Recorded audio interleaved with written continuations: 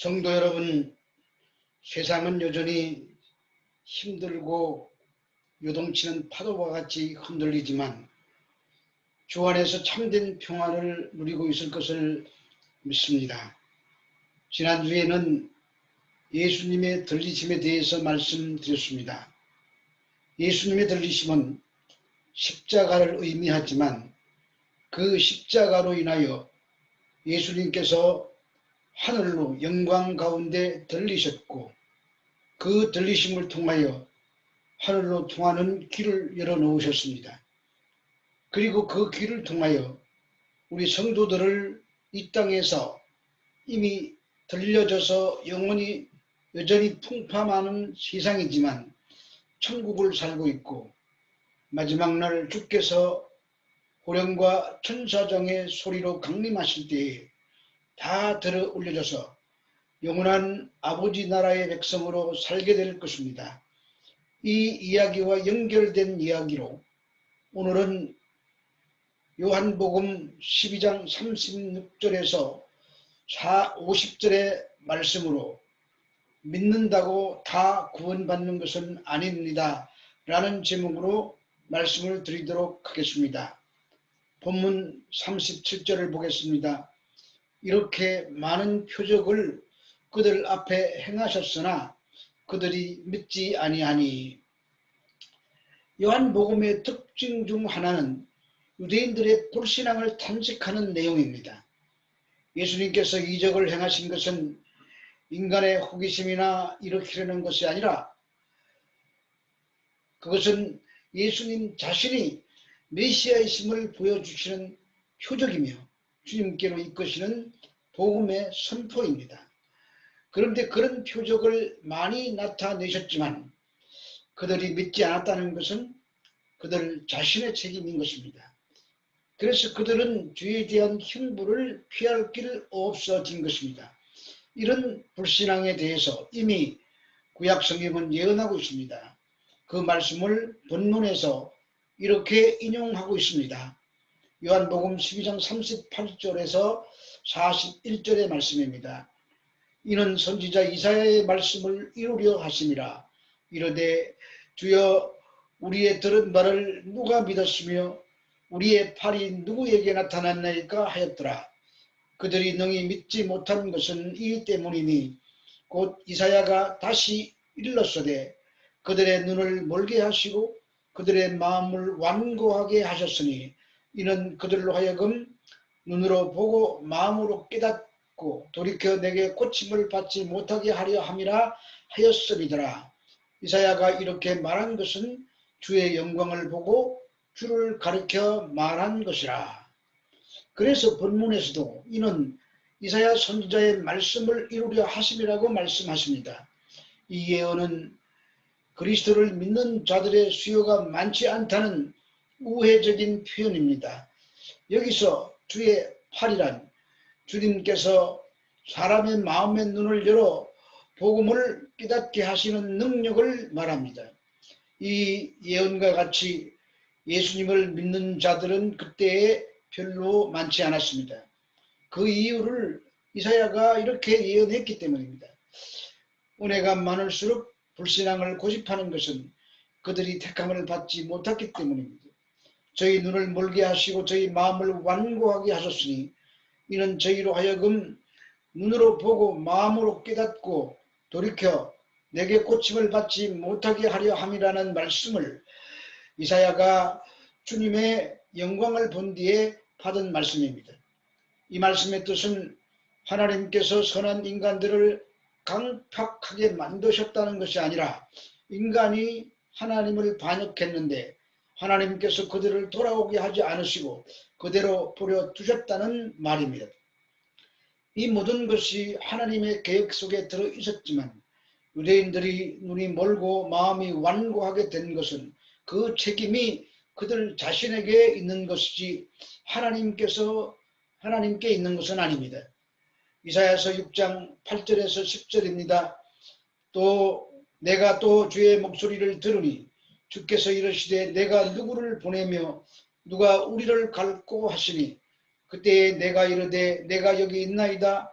나를 보내소서 하였더니 여호와께서 이르시되 가서 이 백성에게 이르기를 너희가 듣기는 들어도 깨닫지 못할 것이요 보기는 보아도 알지 못하리라 하여 이 백성의 마음을 둔하게 하며 그들의 귀가 막히고 그들의 눈이 감기게 하라 염려하건대 그들이 눈으로 보고 귀로 듣고 마음으로 깨닫고 다시 돌아와 고침을 받을까 하노라 하시기로.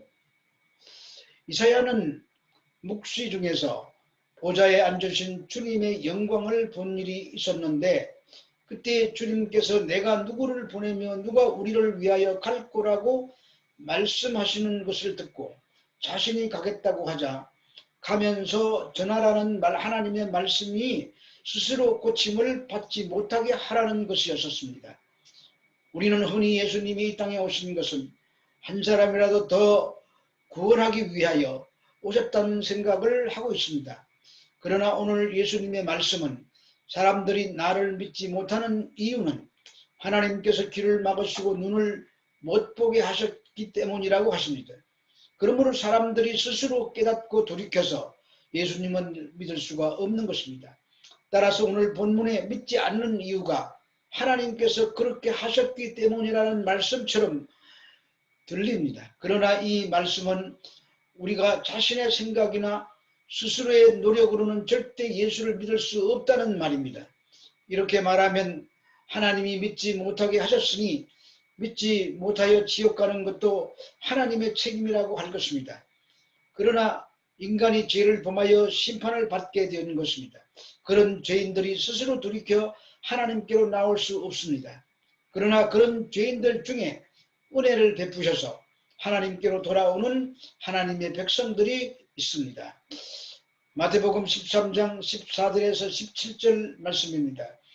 이사야의 예언이 그들에게 이루어졌으니 일러서되 너희가 듣기는 들어도 깨닫지 못할 것이요 보기는 보아도 알지 못하리라. 이 백성들의 마음이 완고하여져서 그 귀는 듣기에 둔하고 눈은 감았으니 이는 눈으로 보고 귀로 듣고 마음으로 깨달아 돌이켜 내게 고침을 받을까 두려워함이라 하였느니라. 그러나 너희의 눈은 봄으로 너희의 귀는 들음으로 복이 있도다. 내가 진실로 진실로 너희에게 이르노니 많은 선지자와 의인이 너희가 보는 것들을 보고자 하였어도 보지 못하였고 너희가 듣는 것들을 듣고자 하여도 듣지 못하였느니라. 천국을 비유로 말씀하시는 이유는 천국을 쉽게 설명하여 많은 사람을 천국에 들여놓게 하기 위함이 아니라 알아듣지 못하도록 하려는 것입니다. 택한 자만 들어올 수 있도록 비유로 말씀하신 것입니다. 이렇게 하시는 이유가 역시 이사야 예언의 성취입니다. 그러므로 예수님은 지금 택한 자와 아닌 자를 구별하고 있는 것입니다. 너희와 저희를 구별하는 것입니다. 알아듣게 하시는 너희와 알아들을 수 없게 하시는 저희를 구분하십니다. 그러므로 천국은 예수님이 오신 그때부터 분리가 일어나고 있는 것입니다. 그래서 모두가 못 알아듣는데 알아들을 수 있도록 주님께서 귀를 열어주시고 마음으로 깨닫게 해주시는 것이 택함 받은 그런 자들입니다. 그러므로 주님의 말씀을 듣고 깨달으며 보이지 않는 것을 보는 것처럼 보고 들을 수 있는 것은 복 중에서 가장 큰 복이라고 할 수 있는 것입니다. 오늘 요한복음 12장 42절에서 43절 말씀입니다. 그러나 관리 중에도 그를 믿는 자가 많되 바리새인들 때문에 드러나게 말하지 못하니 이는 출교를 당할까 두려워함이라. 그들은 사람의 영광을 하나님의 영광보다 더 사랑하였더라. 여기에 관원들은 사내들인 공의회의 지도층 인물을 가리킵니다. 대제사장을 비롯하여 제사장, 서기관, 바리새인들 중에 유력한 자들을 말합니다. 그들은 세상 영광에 사로잡혀 있었던 자들입니다.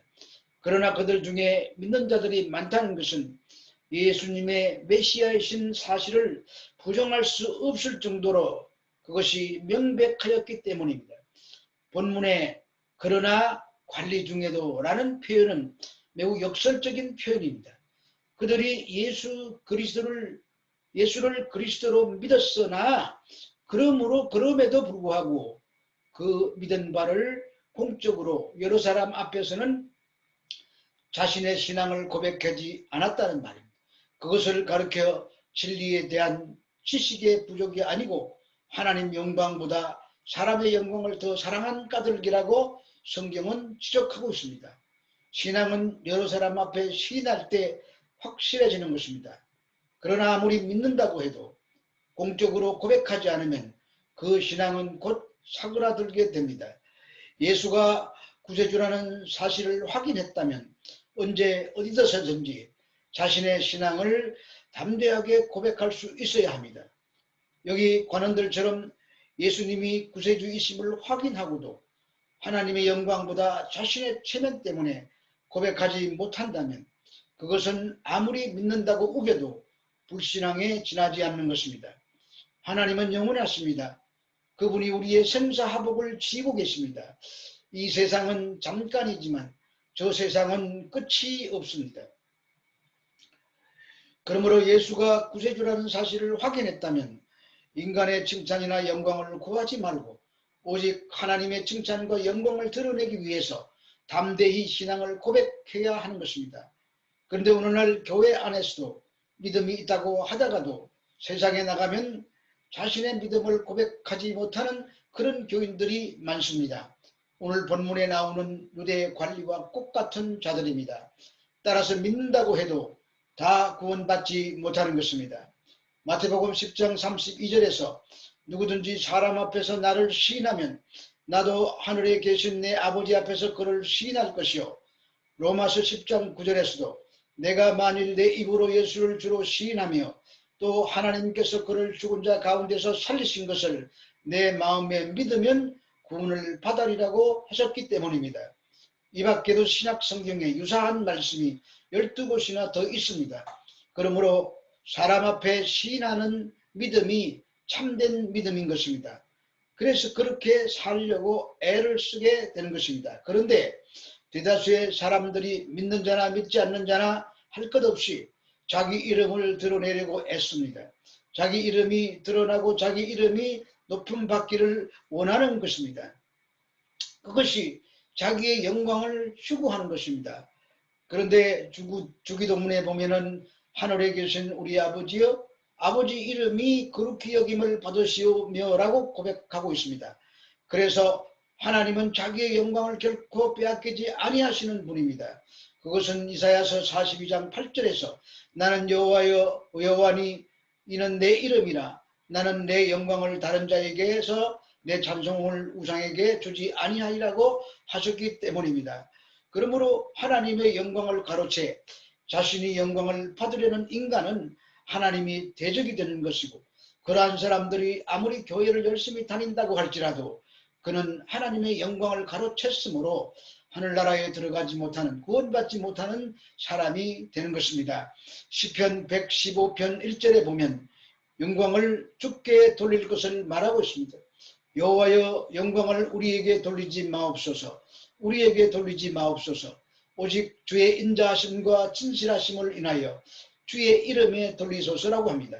그러므로 하나님의 영광과 사람의 영광이 충돌돼서는 안 되는 것입니다.